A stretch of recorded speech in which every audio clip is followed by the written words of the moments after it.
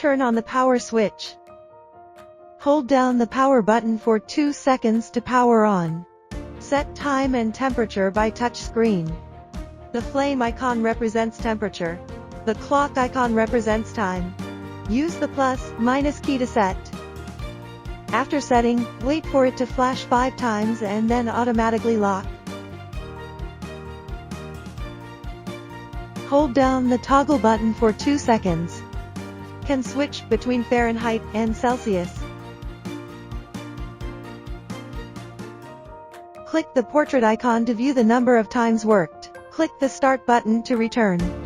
Prepare materials for transfer printing.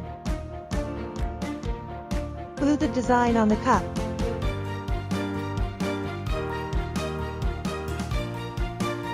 Place in the cup heat press machine and adjust the pressure. Rotate left for pressure, right for decompression. Adjust until there is resistance when pressing. Push down the handle and the clock will start counting down. A prompt tone will be sounded when the countdown is over. Lift the handle and tear off the transfer paper. Watch out for the scald.